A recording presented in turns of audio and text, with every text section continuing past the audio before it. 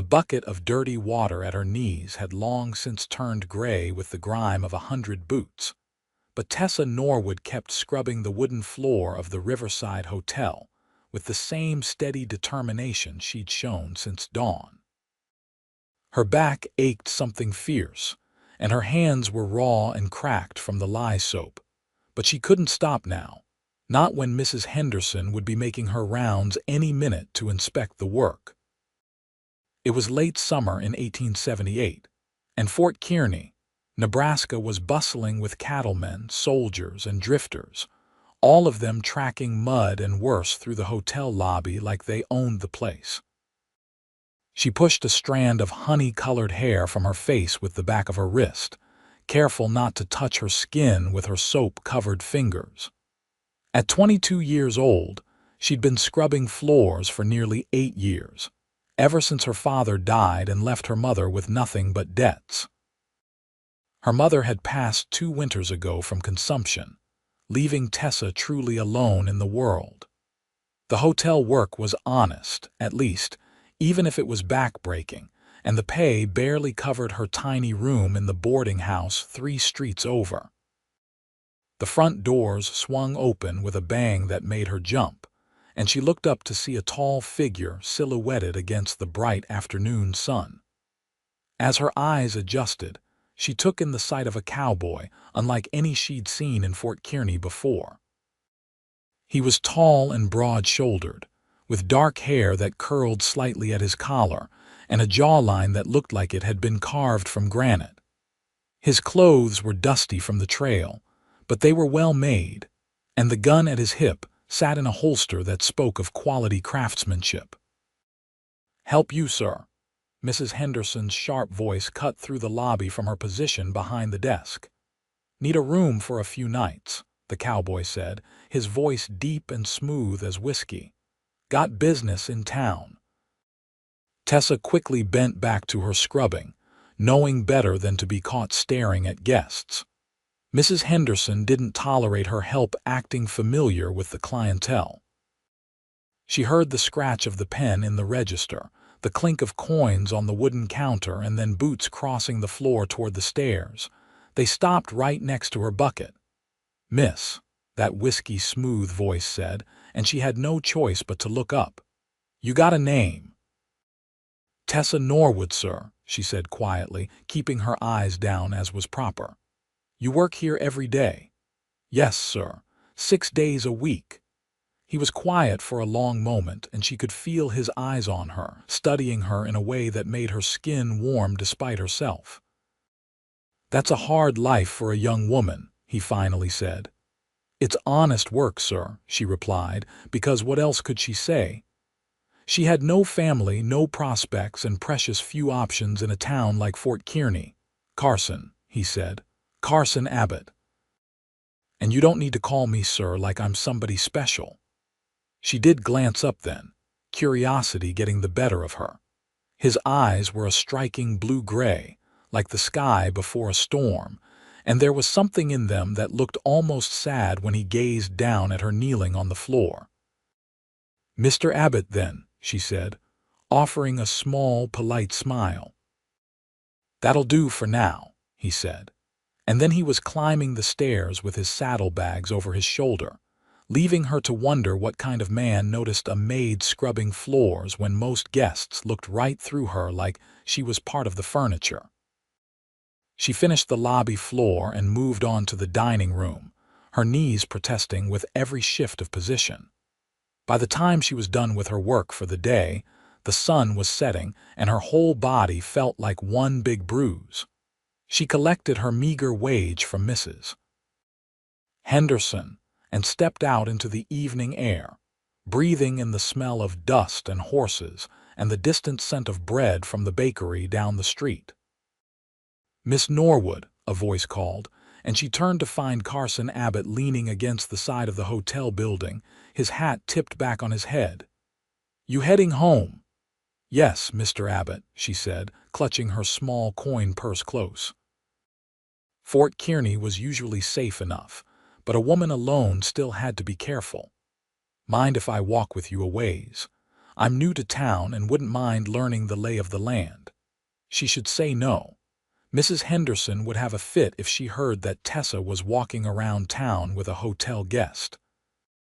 But there was something about Carson Abbott that made her want to say yes, something in the way he'd spoken to her like she was a person worth noticing. "I suppose that would be all right," she said. "I'm staying at Mrs. Cooper's boarding house on 3rd Street. "Lead the way," he said, falling into step beside her. He shortened his stride to match hers, she noticed, which was considerate. Most men just strode ahead and expected women to keep up or fall behind. They walked in silence for a block before he spoke. "How long you been working at the hotel?"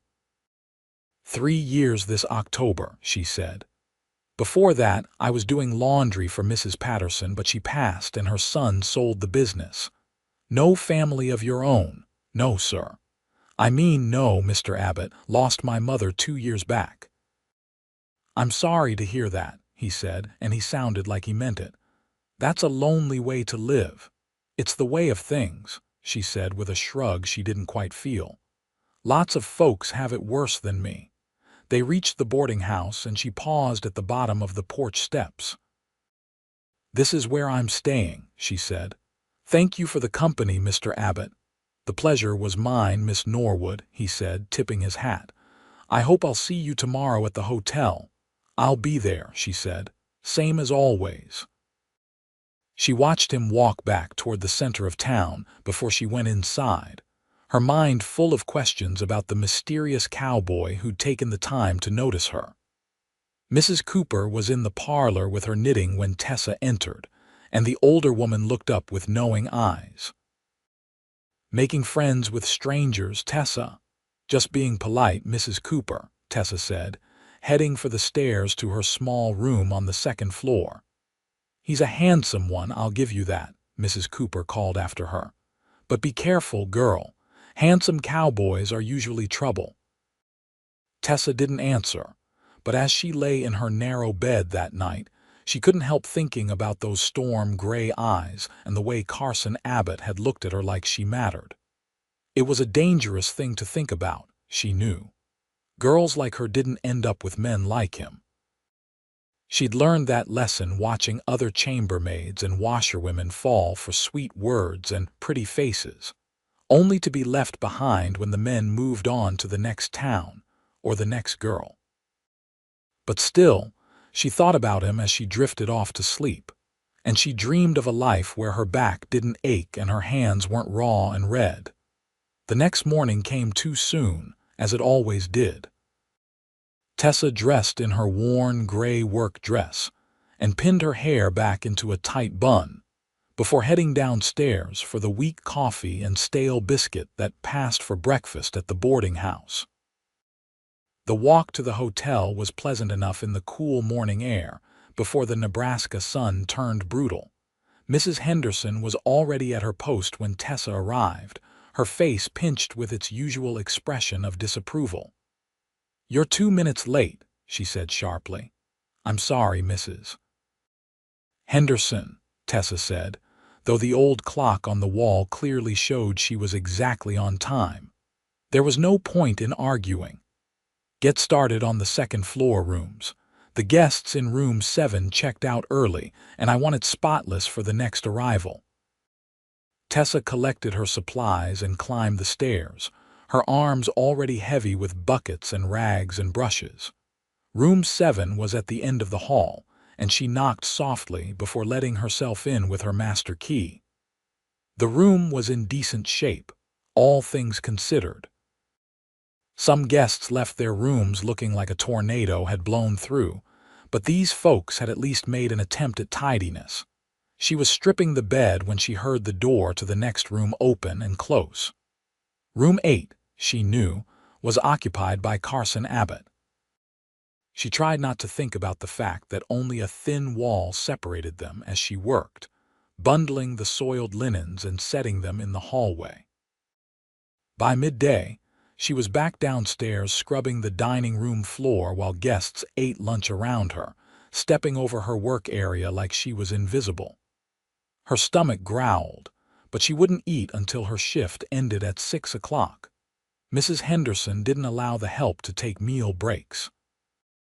"Miss Norwood," a familiar voice said, and she looked up to find Carson Abbott standing beside her with a plate in his hands.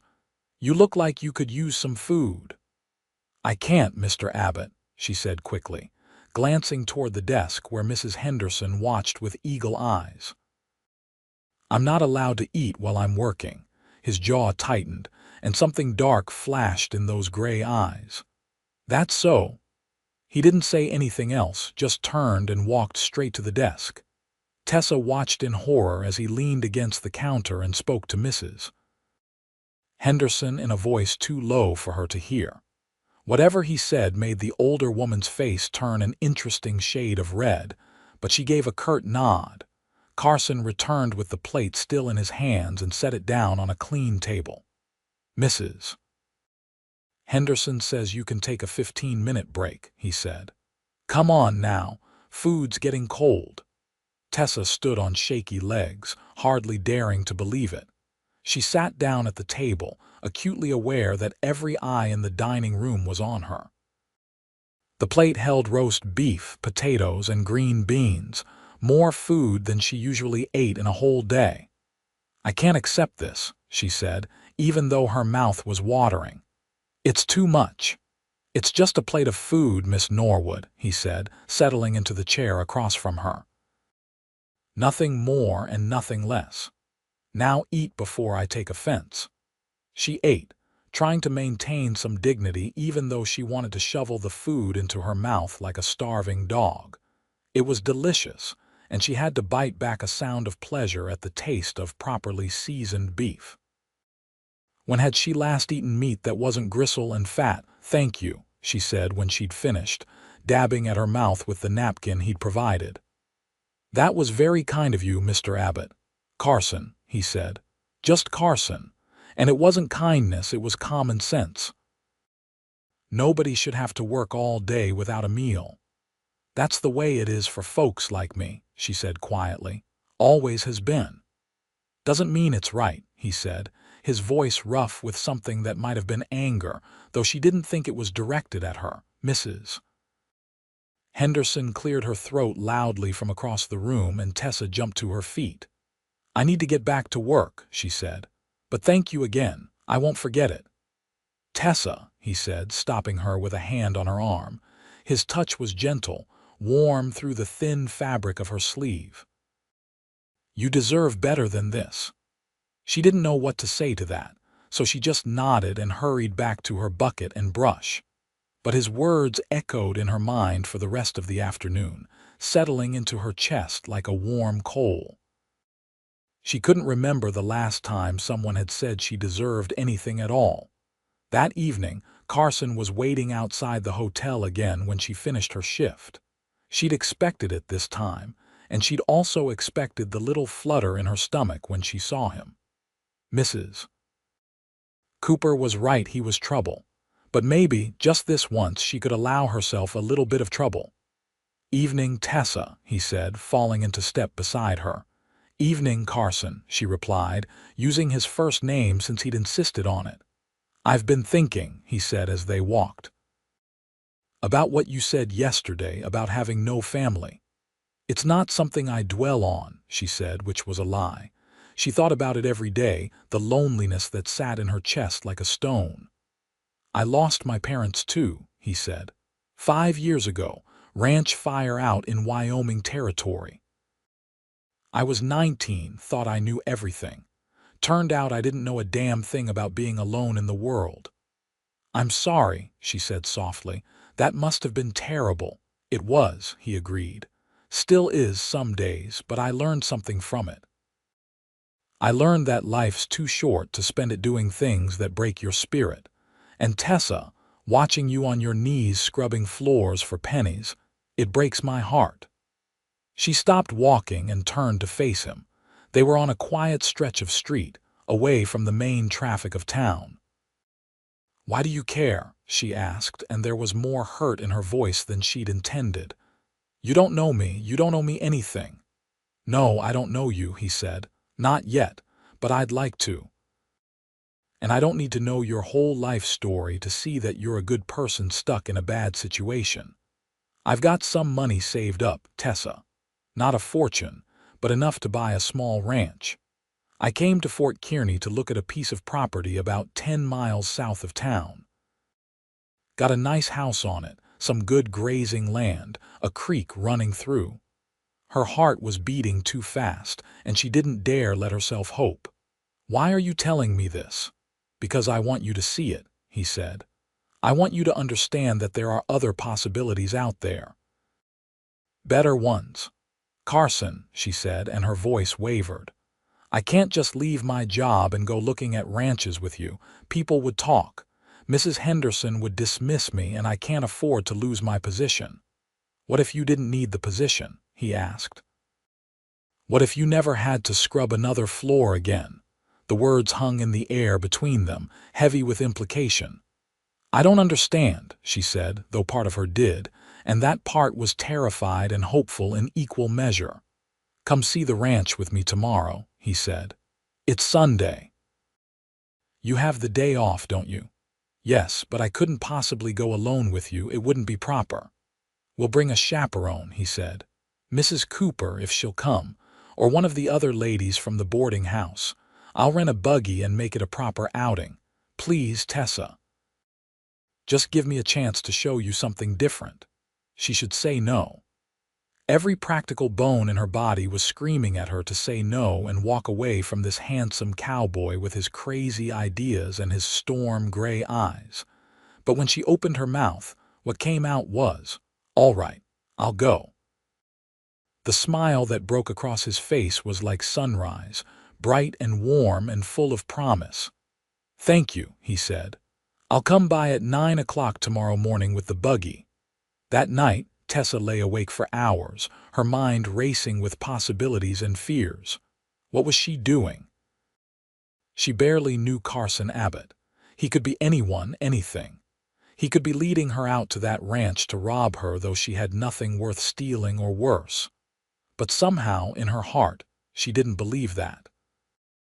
There was something fundamentally decent about him, something that spoke to the lonely, aching part of her that had been craving kindness for so long. Mrs. Cooper agreed to come along as chaperone, though she made her suspicions clear over breakfast. I don't like this, Tessa, she said, buttering her toast with sharp, angry movements. You don't know this man from Adam. I know, Tessa said, but Mrs. Cooper, what if this is my chance? My one chance at something better. The older woman's face softened slightly. Just promise me you'll be careful. I've seen too many good girls ruined by sweet-talking men. I promise, Tessa said, and she meant it. Carson arrived exactly at 9 o'clock in a well-maintained buggy pulled by a handsome bay horse. He helped both women into the seat with perfect courtesy, and Mrs. Cooper's suspicious expression eased just a fraction. They set off through Fort Kearney and out onto the open prairie, the grass golden in the late summer sun. The ride took about 40 minutes, and Carson filled the time with easy conversation, pointing out landmarks and telling stories about his travels. He'd been a lot of places, Tessa learned. Colorado, Montana, even down to Texas for a cattle drive. But he was tired of drifting, he said. Ready to put down roots. The ranch, when they arrived, took Tessa's breath away. It wasn't grand or fancy, but it was beautiful in its simplicity. A white farmhouse with a wraparound porch sat on a gentle rise, overlooking a valley where a creek sparkled in the sunlight. There were outbuildings in good repair, corrals with strong fencing, and pastures that rolled away toward distant hills. What do you think? Carson asked, watching her face carefully. It's beautiful, she breathed. Really beautiful. They explored the property together, Mrs. Cooper trailing behind them like a determined guardian angel. The house needed some work, Carson admitted, but the bones were good. 3 bedrooms upstairs, a large kitchen, a parlor with a fireplace. There was even a small room off the kitchen that would be perfect for a study or sewing room. The previous owner passed away, Carson explained. His children live back east and just want to sell. I can get it for a fair price. They sat on the porch while Mrs. Cooper inspected the kitchen, and Tessa looked out over the valley. She could picture a life here. Chickens in the yard, maybe a milk cow. A vegetable garden by the kitchen door, children playing in the grass. I can see you're thinking, Carson said quietly. Tell me what's going through your mind. I'm thinking it's beautiful, she said honestly. I'm thinking I can picture a life here. And I'm thinking I'm a fool for imagining such things. Why would you be a fool? Because I'm a chambermaid, Carson. I scrub floors for a living. I have nothing to offer, no dowry, no family connections. Why would a man with enough money to buy a ranch like this want anything to do with me? He was quiet for a long moment, and when she dared to look at him, she found him watching her with an expression that made her heart skip. You want the truth? He asked. Always. I saw you that first day on your knees scrubbing that floor, and something in my chest just cracked wide open. You had this look on your face, like you were determined to do the best job possible, even though it was hard, thankless work. And when you looked up at me, I saw kindness in your eyes. Not resentment or bitterness, even though you'd have every right to feel those things. Just quiet strength and goodness. He reached over and took her hand, his palm rough with calluses but his touch gentle. I'm not looking for a woman with a dowry, Tessa. I'm looking for a partner, someone strong enough to help build a life out here. Someone kind enough to make a house feel like a home, and I think if you'd give me a chance, you could be that person. Tears prickled at the corners of her eyes. You don't even know me, she whispered. Then let me know you, he said. Let me court you properly. Let me show you that you deserve a life that's about more than just surviving day to day. I'm scared, she admitted. I know, he said. I am too. But sometimes the best things in life are a little bit scary. Mrs. Cooper emerged from the house, her face thoughtful. The kitchen's sound, she announced. Needs a good cleaning, but the stove works and the pump brings up good water. Carson stood and helped Tessa to her feet. So what do you say? He asked. Can I court you? She knew she should think about it, should be sensible and cautious. But her heart was racing and her palms were sweating and every fiber of her being was screaming yes. All right, she said. You can court me. His smile was brilliant, and for a moment she thought he might kiss her right there on the porch. But he was a gentleman, and Mrs. Cooper was watching like a hawk, so he just squeezed her hand and said, You won't regret this, Tessa. I promise you won't. The ride back to Fort Kearney felt shorter, the landscape brighter. Carson told her his plans for the ranch, how he wanted to run cattle and maybe some horses. He had ideas about breeding stock, about building a reputation for quality. And he talked about a garden, unprompted, saying the soil near the house looked perfect for vegetables and maybe some flowers too. That night, after Carson had dropped them off and driven away, Mrs. Cooper sat Tessa down in the parlor for a serious talk. That young man is serious about you, she said. I can see it plain as day. I know, Tessa said, still feeling dazed by the day's events. The question is, are you serious about him? Tessa thought about Carson's kindness, his respect, the way he looked at her like she was precious. I think I could be, she said softly. Is that foolish? Maybe, Mrs. Cooper said. But maybe not. Lord knows you deserve some happiness, child. Just promise me you'll make him prove himself before you agree to anything permanent. A man can be charming for a few weeks. You need to see if he's got staying power. I promise, Tessa said. Over the next few weeks, Carson proved himself worthy of Mrs. Cooper's advice. He showed up every evening to walk Tessa home from work, always bringing some small gift, a ribbon for her hair, a fresh apple from the market, a book he thought she might enjoy. He was unfailingly polite to Mrs. Cooper and the other boarding house residents, and he made a point of being seen with Tessa in public, as if he was proud to be courting her. On Sundays, her day off, they went for long walks or took the buggy out to the ranch. Carson had purchased the property, and he was working hard to fix it up. Tessa helped where she could, scrubbing windows and sweeping floors, though Carson insisted she was a guest, not a worker. But she wanted to help, wanted to feel useful, wanted to put her own mark on the place, even if she wasn't sure yet what her future there might be. Mrs. Henderson had noticed Tessa's new situation, of course, and she wasn't pleased. "Don't get above yourself, girl," she said one morning when Tessa arrived for work. "Men like that don't marry women like you. He'll have his fun and move on, and you'll be left with nothing but a ruined reputation." The words stung because they echoed Tessa's own deepest fears.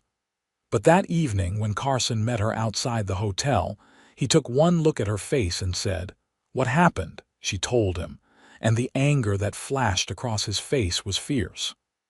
"I'm going to marry you, Tessa," he said firmly. "If you'll have me. I know we haven't known each other long, but I know what I feel and I know what I want. I want you to be my wife. I want to build a life with you at that ranch. I want to wake up every morning and see your face, and I want to go to sleep every night knowing you're beside me." Her heart was hammering so hard she thought it might burst from her chest. "Carson," she said, her voice shaking. "Are you proposing?" "Not yet," he said. "Not properly. But I will soon. I'm working on something, and when it's ready I'm going to ask you the right way. But I want you to know, Tessa Norwood, that my intentions are honorable and serious. I love you." The words hung in the evening air, precious and fragile as spun glass. "You love me," she whispered. "I do," he said simply. "I have since that first day, I think. Maybe that makes me crazy, but there it is." "I love you too," she said, and the words felt like flying. "I was afraid to say it, afraid to even think it, but Carson, I love you." He did kiss her then, right there on the street in front of the hotel and God and everybody. It was soft and sweet and perfect, and when he pulled back, they were both grinning like fools. "Let's go tell Mrs. Cooper," he said. "I want to do this right." They walked back to the boarding house hand in hand, and Mrs. Cooper took one look at their faces and started laughing. "Well," she said, "I suppose congratulations are in order, soon," Carson said. "I want to ask her father's permission, but since she hasn't got a father, I figured I'd better ask you. You've been looking after her, after all." Mrs. Cooper's eyes went suspiciously bright. "You have my blessing," she said. "On one condition. You treat her right, Carson Abbott, or you'll answer to me." "I will," he promised. "I swear it." 2 weeks later, on a golden September afternoon, Carson took Tessa out to the ranch. The house was clean now, with curtains in the windows and furniture in the rooms. He'd fixed up the garden plot by the kitchen and planted some late-season vegetables. The barn had been repaired, and there were half a dozen cattle grazing in the near pasture. He led her out to a spot by the creek, where the water burbled over smooth stones and cottonwood trees provided dappled shade. There was a blanket spread on the grass and a picnic basket waiting. "What's all this?" she asked, though her heart already knew. "This is me doing things properly," he said. He took both her hands in his and dropped to one knee. "Tessa Norwood, I know I'm not perfect. I know I've got a temper sometimes, and I know I can be stubborn. But I promise you that I will spend every day of my life trying to make you happy. I want to build a home with you. I want to raise children with you. I want to grow old watching sunsets from that porch up there. Will you marry me?" He pulled a ring from his pocket, a simple gold band with a small diamond that caught the sunlight. It was beautiful, and more than she'd ever dared to dream of having. "Yes," she said, tears streaming down her face. "Yes, Carson, I'll marry you." He slipped the ring onto her finger and stood, gathering her into his arms and spinning her around until they were both laughing and dizzy. When he set her down, he kissed her again, deeper this time, and Tessa felt like her heart might burst with happiness. They were married 3 weeks later in the small church in Fort Kearney. Mrs. Cooper stood up with Tessa, and Carson's friend Jack Morrison, who managed the livery stable, served as his best man. Tessa wore a simple white dress that Mrs. Cooper and the other boarding house ladies had helped her sew, and she carried wildflowers that Carson had picked himself that morning. When the preacher said, "You may kiss your bride," and Carson lifted her veil, Tessa saw the rest of her life in his eyes. It was a good life, full of love and hard work and hope. The day after the wedding, Tessa walked into the Riverside Hotel one last time. She was wearing her new dress, the blue one Carson had bought her as a wedding present, and her hair was down around her shoulders instead of pulled back in a severe bun. Mrs. Henderson looked up from the desk and her mouth fell open. "I'm here to resign," Tessa said, her voice steady and sure. "I'm married now, and my husband and I have a ranch to run." "Married," Mrs. Henderson sputtered. "To that cowboy," to Carson Abbott, Tessa said. "The finest man I've ever known." She turned to leave, but then paused and looked back. "And Mrs. Henderson, you should give your girls meal breaks. Nobody can work all day on an empty stomach. It's not right, and it's not kind." She walked out of the hotel with her head high, and she never looked back. Life at the ranch was everything Carson had promised and more. They worked hard, sunup to sundown most days, but it was satisfying work. Tessa learned to tend the cattle, to ride a horse, to shoot a rifle for when Carson was away and she needed to protect the property. She planted her garden and watched it grow, and she kept the house clean not because she was paid pennies to do it, but because it was her home. Carson was a good husband, patient and kind, but also passionate and devoted. He taught her about ranching, but he also listened when she had ideas. When she suggested they get some chickens for eggs, he built her a coop. When she wanted to try keeping bees, he helped her set up the hives. They were partners in every sense of the word. On cold winter nights, they sat by the fire and talked about their dreams.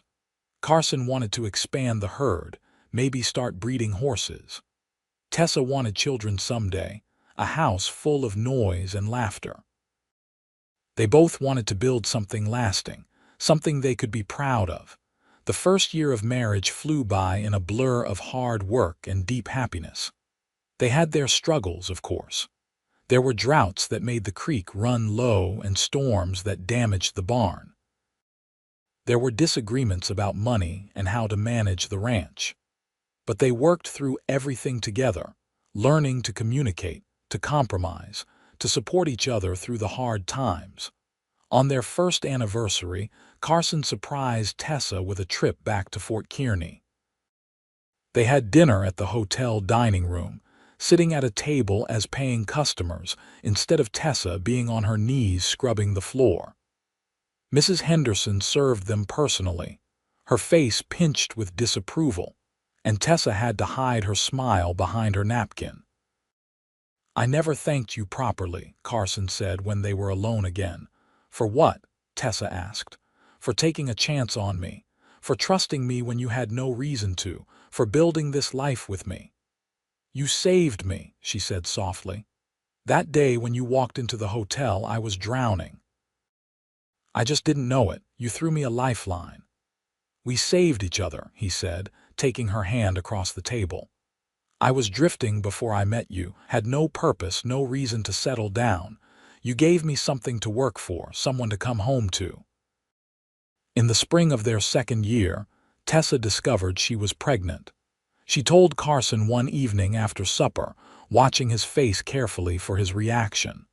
For a moment, he just stared at her, his eyes wide. Then he let out a whoop of joy that probably scared the cattle in the far pasture and lifted her right off her feet. "We're going to have a baby," he said, his voice choked with emotion. "We're going to have a baby," she confirmed, laughing and crying at the same time. He set her down carefully as if she might break. "Are you happy?" he asked. I know we talked about children, but I want to make sure you're ready.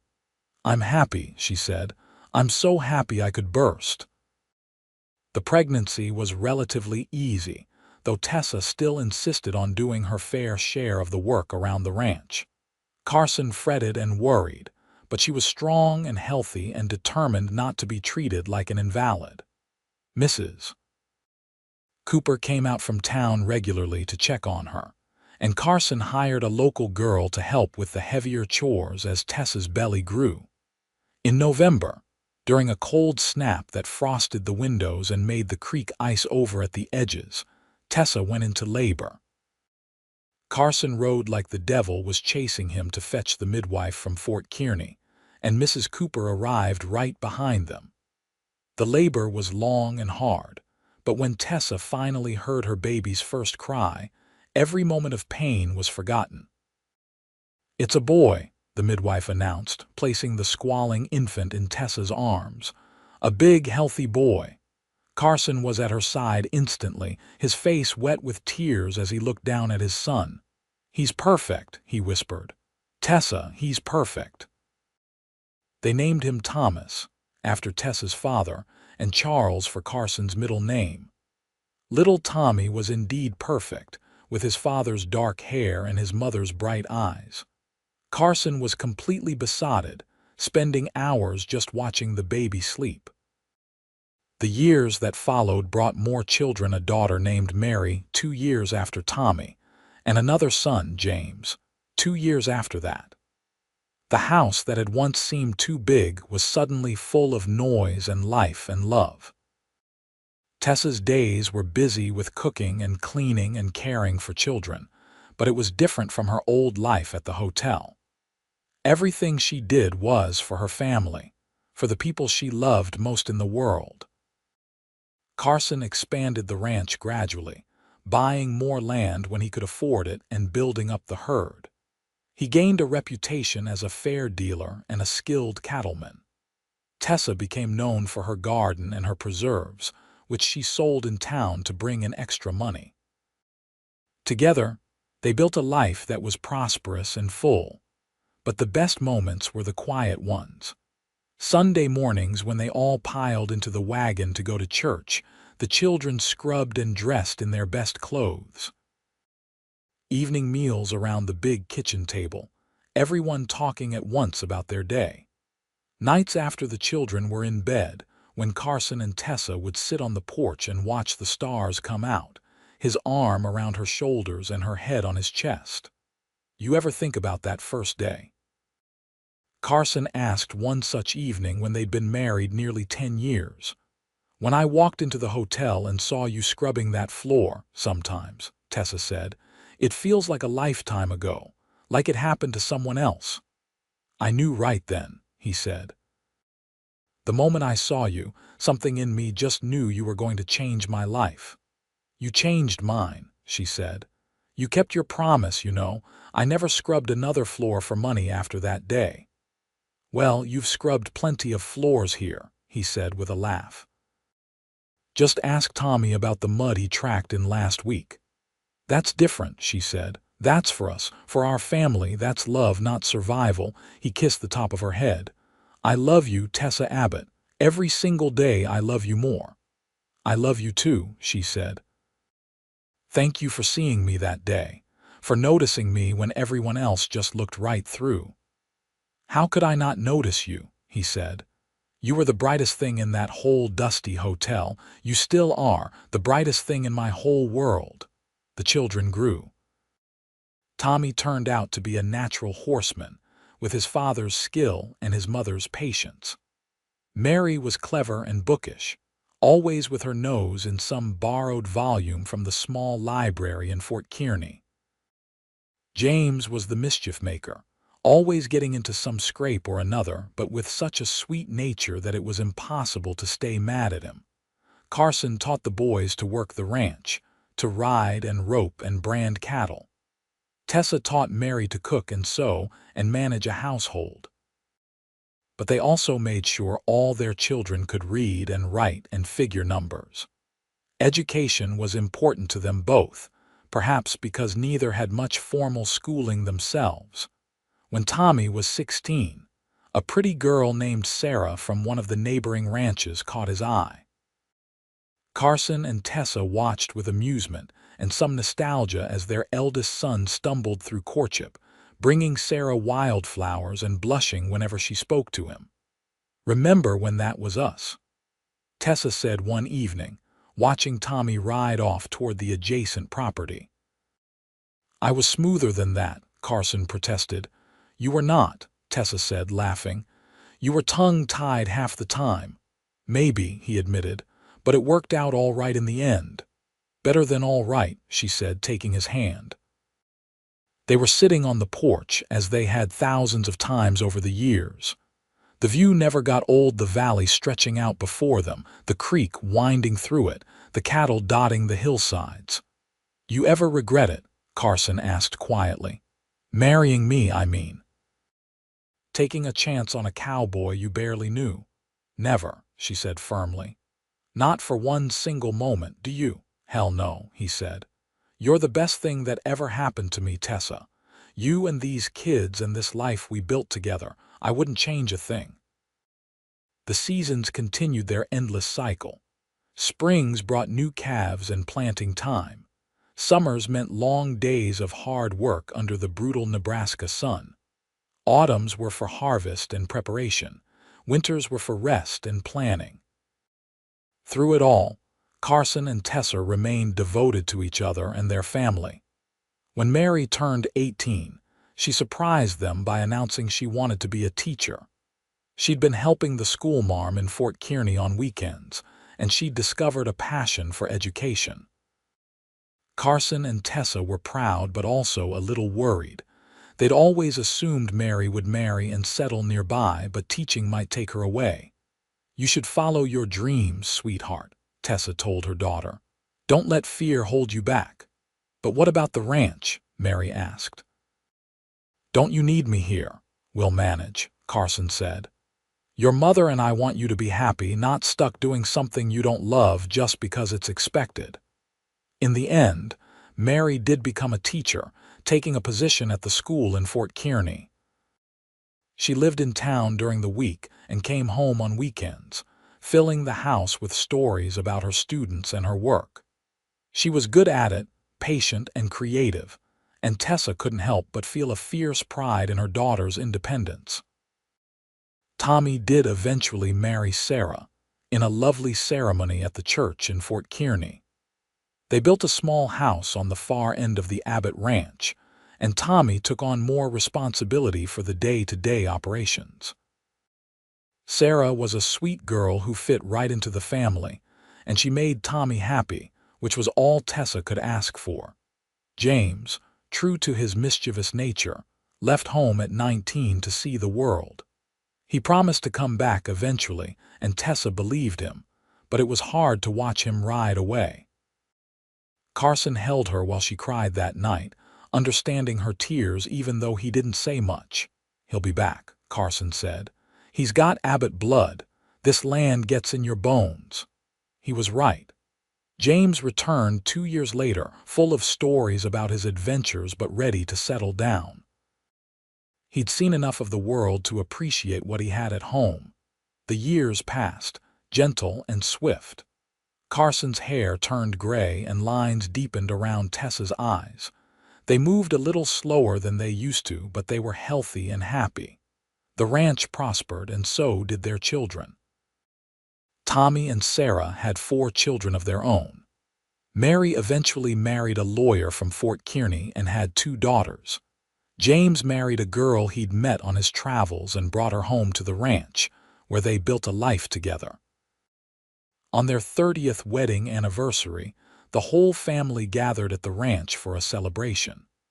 The house was full of noise and chaos, grandchildren running everywhere, daughters-in-law chatting in the kitchen, sons arguing good-naturedly about cattle prices. Tessa stood in the middle of it all, feeling almost overwhelmed by the abundance of love surrounding her. Carson found her there and pulled her aside, leading her out to the porch where they could hear themselves think. "You all right?" he asked. "More than all right," she said. "I'm just thinking about how different my life could have been. If you hadn't walked into that hotel, if you hadn't noticed me, if I hadn't taken a chance on you. I'd have found you eventually," he said confidently. "Some things are just meant to be." "You really believe that?" "I do," he said. "I believe you and I were always supposed to end up here, on this porch with this family. All the pieces just had to fall into place." She leaned into him, breathing in the familiar scent of him, leather and soap and home. "You kept your promise," she said softly. "That very first day you said I'd never scrub another floor again. You were right."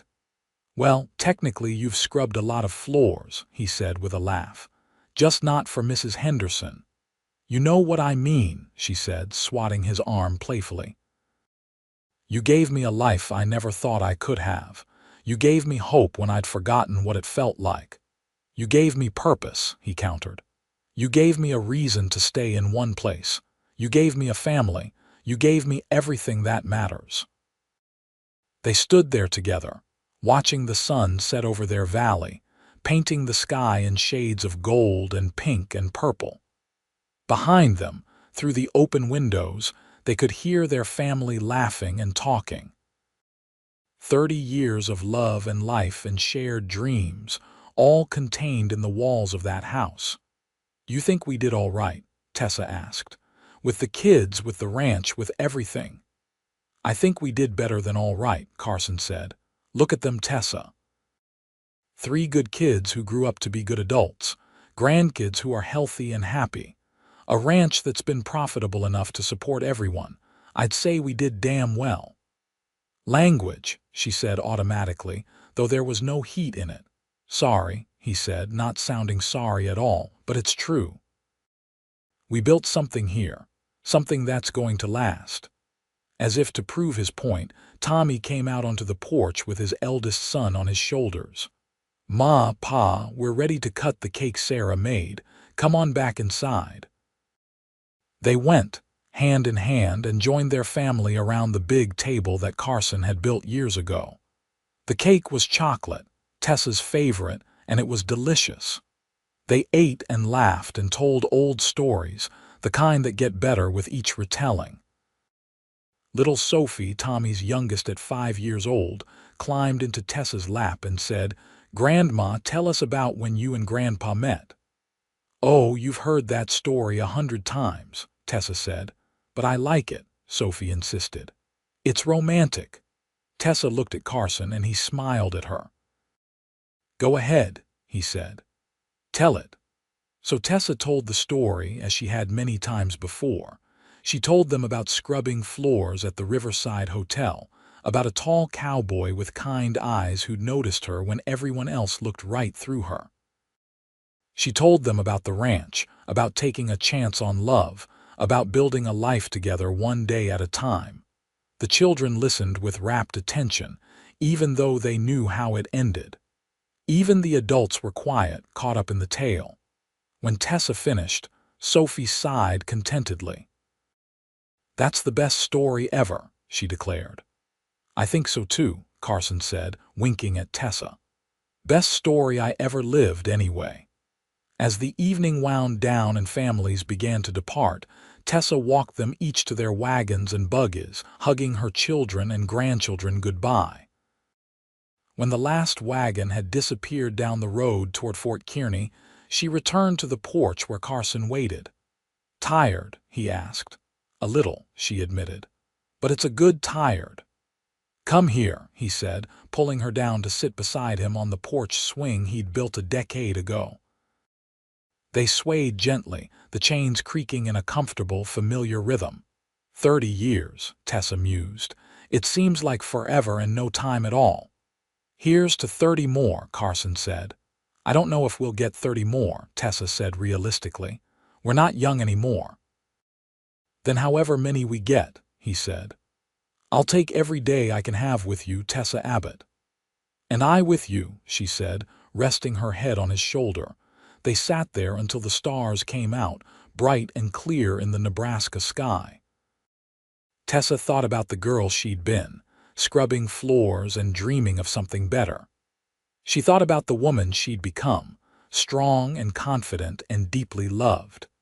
The journey between those two versions of herself had been long and sometimes hard, but she wouldn't change a moment of it. "What are you thinking about?" Carson asked softly. "Everything," she said. "All of it. The whole beautiful, messy, wonderful life we've lived. Any regrets?" "Not a single one," she said. "You?" "Just that I didn't find you sooner," he said. "Think of all the years we could have had." "We had exactly the years we were supposed to have," she said. "And we're not done yet. We've got a lot of living left to do, Carson Abbott." "That we do," he agreed. "That we do." The years continued to unfold, each one bringing new joys and occasional sorrows. They lost Mrs. Cooper, who passed peacefully in her sleep at the age of 87. Tessa mourned the woman who'd been like a mother to her during those lonely years before Carson. They attended the funeral and made sure Mrs. Cooper had a proper headstone, paid for from their own pocket as a final thank you for her kindness. The ranch continued to prosper under Tommy's increasingly capable management. Carson gradually stepped back from the day-to-day operations, content to offer advice when asked, but letting his son take the lead. It was hard sometimes, letting go of something he'd built from nothing, but he was proud of the man Tommy had become. Tessa spent more time with her grandchildren as they grew, teaching them the same lessons she'd taught her own children. She showed them how to plant a garden, how to bake bread, how to find joy in simple things. She told them stories about the old days, making sure they understood how lucky they were and how hard their grandparents had worked to give them this life. When Carson turned 60, he admitted that his back was bothering him more often. The years of hard ranch work were catching up to him. Tessa made him go see the doctor in Fort Kearney, who prescribed rest and less heavy lifting.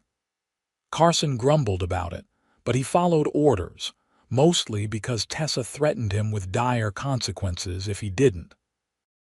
They spent more time on the porch, watching the ranch operate around them rather than being in the thick of things. At first, Carson chafed at the inactivity, but gradually he came to appreciate the slower pace. There was something to be said for having time to just sit and think and be grateful. One spring morning, when Tessa was 62 and Carson was 63, they woke to find the valley covered in wildflowers. It happened sometimes after a wet winter, the whole hillside erupting in color. Tessa stood at the bedroom window, marveling at the beauty of it. "Come back to bed," Carson said sleepily. "Look at this," she said. "Have you ever seen anything so beautiful?" He got up and came to stand behind her, wrapping his arms around her waist and resting his chin on her shoulder. "Only once," he said. "The day I married you." "You're incorrigible," she said, but she was smiling. "And you love me anyway," he said. "I do," she agreed. "God help me, I do." They spent that day, which happened to be a Sunday, walking through the fields of wildflowers. They moved slowly, hand in hand, talking about nothing and everything. They remembered their younger days, laughed about mistakes they'd made, celebrated victories they'd won. They talked about their children and grandchildren, about hopes for the future, about contentment in the present. "If I could go back," Carson said at one point, "and tell that young cowboy walking into the Riverside Hotel what his life was going to be like, he wouldn't believe me. If I could go back and tell that girl scrubbing floors that she'd end up here, she'd think I was crazy," Tessa agreed. "Would you tell her?" Carson asked. "If you could," Tessa thought about it. "No," she said finally. The surprise of it all was part of the joy, not knowing what was coming, just trusting that it would work out, having faith. "You had a lot of faith in a stranger," Carson said. "I had faith in my own instincts," Tessa corrected. "And I was right. You were exactly who I thought you were." "Who was that?" "Someone good," she said simply. "Someone kind. Someone who saw me as a person worth knowing instead of just a pair of hands to scrub floors. They returned to the house as the sun was setting, tired but happy. That night as they lay in bed, Carson said, "I want you to know something." "What's that?" Tessa asked. "If I died tomorrow, I'd die a happy man. You gave me the best life anyone could ask for." "Don't talk about dying," Tessa said, hitting his shoulder lightly. "You're going to live forever." "Nobody lives forever," he said gently.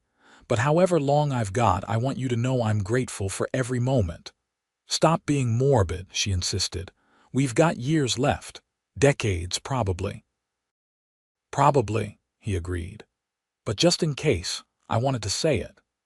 They held each other close that night, two people who'd grown together like trees planted side by side, their roots intertwined so deeply that neither could imagine existing without the other. The decades didn't come, but they did get more years. Good years, full of watching their grandchildren grow and meeting their great-grandchildren. The ranch passed officially to Tommy on Carson's 65th birthday, though everyone still consulted the elder Abbott on major decisions. Carson seemed content with the arrangement, happy to be an advisor rather than the boss. Tessa's garden remained her pride and joy. Even as her joints grew stiff and achy, she insisted on working the soil every spring.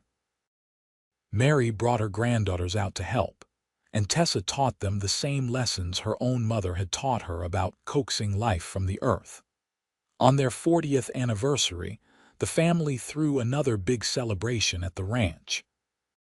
This time there were so many people that they had to set up tables outside, and the children played in the same yard where their parents and grandparents had played.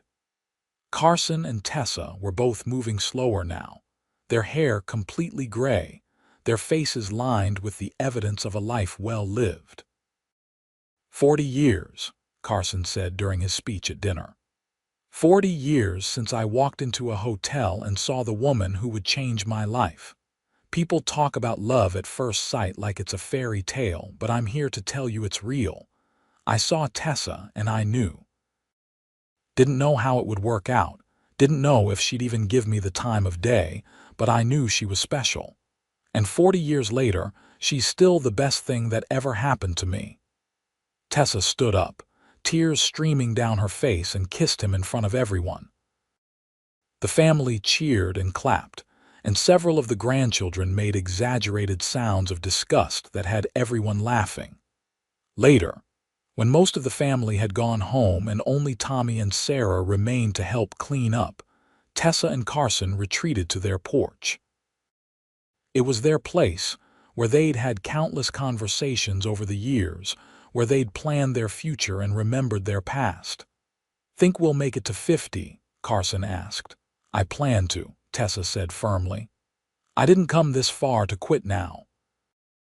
"That's my girl," he said, squeezing her hand. They did make it to 50, though those last years weren't easy. Carson's health declined steadily, his back giving him constant pain and his energy flagging. Tessa developed arthritis that made her hands ache, though she refused to complain about it. They supported each other through the challenges of aging, patient with each other's limitations, grateful for each day they had together. On their 50th anniversary, they celebrated quietly, just the two of them and their immediate family. They were both 72 now, and big parties exhausted them. But Tommy and Sarah prepared a beautiful dinner, and Mary brought flowers from her garden, and James made a toast that had everyone in tears. "To Ma and Pa," he said, raising his glass, "who showed all of us what real love looks like. Who built a life together based on respect and partnership and genuine affection. Who proved that taking a chance on someone can lead to 50 years of happiness. We love you both more than words can say."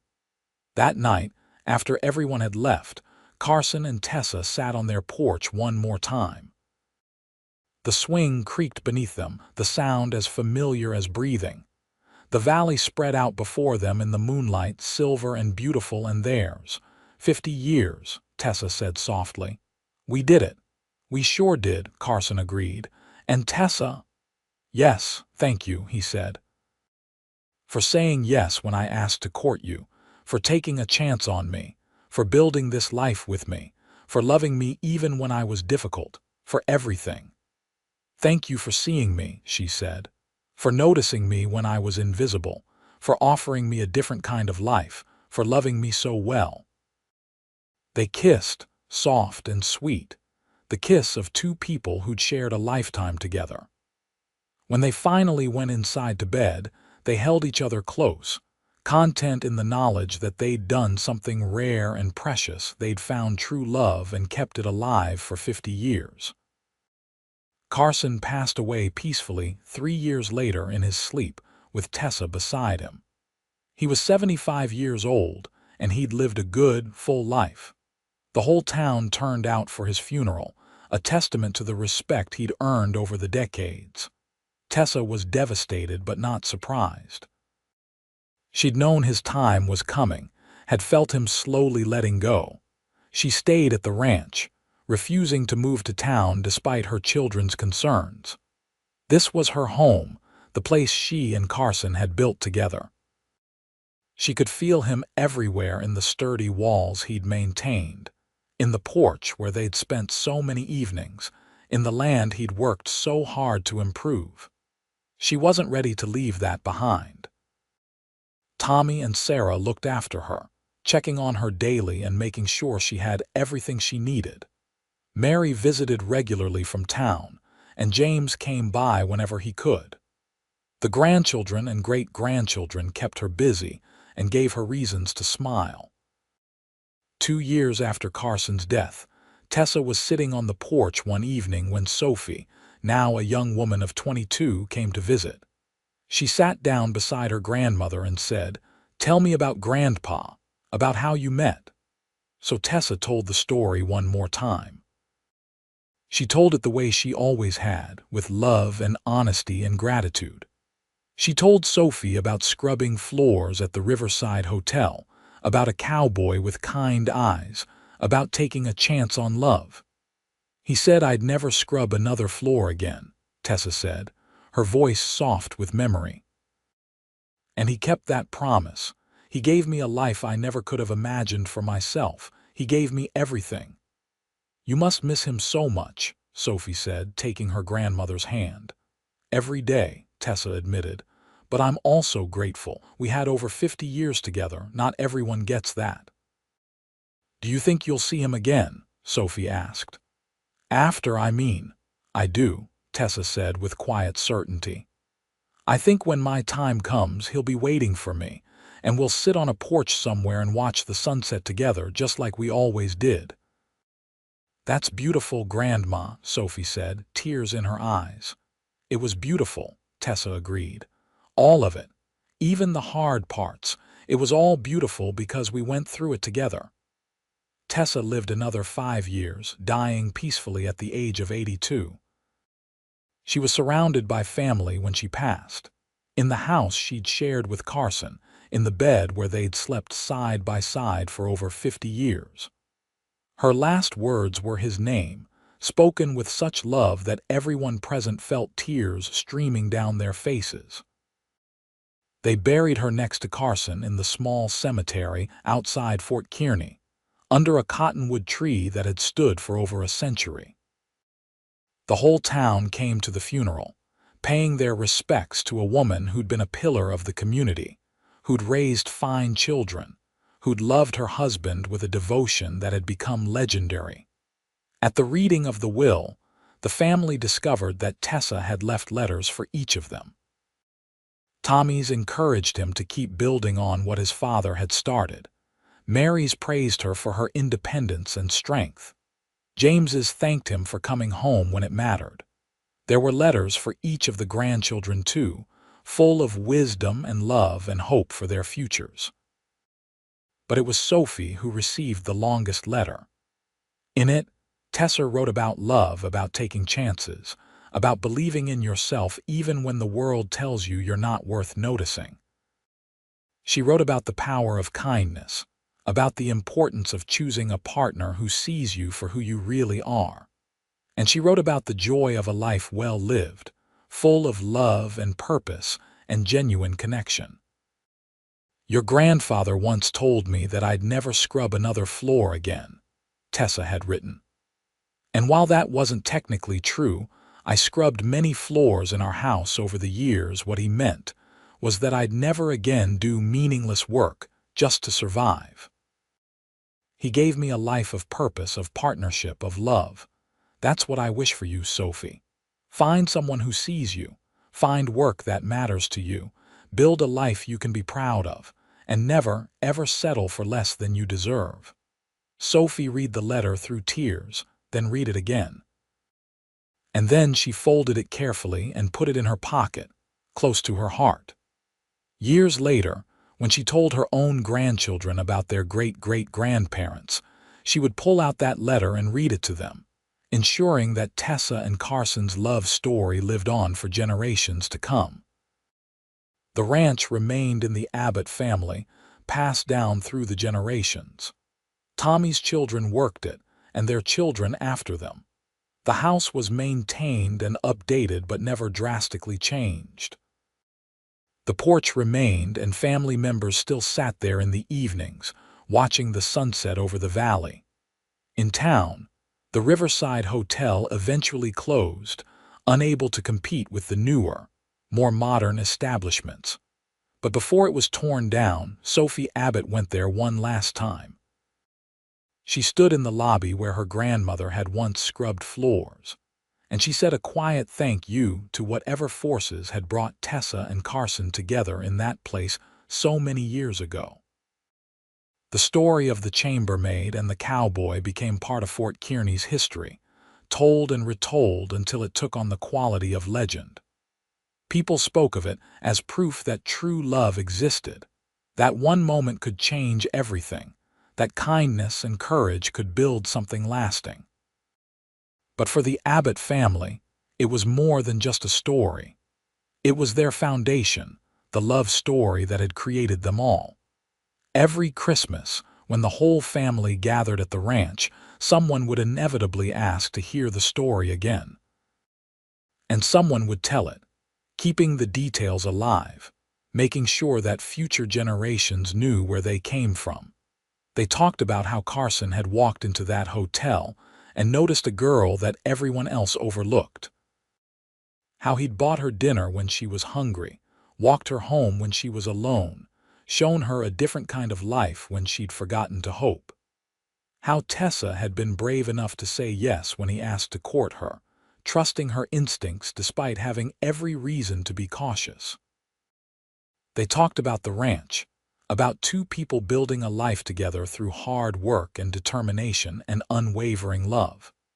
About raising children who knew they were cherished, creating a home that welcomed everyone, establishing a legacy that would last for generations. And they talked about the promise that had started it all. You'll never scrub another floor again. Words that had been both literally true and metaphorically profound. Words that had offered hope and dignity and a future worth having. Decades after both Tessa and Carson were gone, the porch swing still creaked in the evening breeze. The creek still wound through the valley. The land still supported cattle and horses and growing things. And on quiet nights, some family members swore they could feel the presence of their ancestors, those two people who'd loved so deeply and built so well. The story wasn't just about a chambermaid and a cowboy anymore. It was about the power of seeing someone truly, of offering kindness without expecting anything in return, of building something meaningful together. It was about partnership and respect, and the kind of love that doesn't just survive, but thrives through decades of ordinary life. It was, in the end, exactly what both Tessa and Carson would have wanted. Not a fairy tale ending, but a real one. Not perfection, but something better: authenticity, connection, and a love that had created ripples extending far beyond their own lives. The ranch house still stood strong, sheltering new generations of abbots. The garden still bloomed every spring, tended by hands that carried Tessa's genes. The land still prospered, managed by people who'd learned their values from Carson. And somewhere in whatever comes after this life, a cowboy and a chambermaid sat together on a porch, watching eternal sunsets, their hands still intertwined after all these years. Their story had ended, but it had also never ended. It lived on in every act of kindness their descendants performed, every brave choice they made, every moment they chose love over fear. Tessa Norwood had scrubbed her last floor in 1878, when Carson Abbott had walked into the Riverside Hotel and seen her not as a servant, but as a woman worth knowing.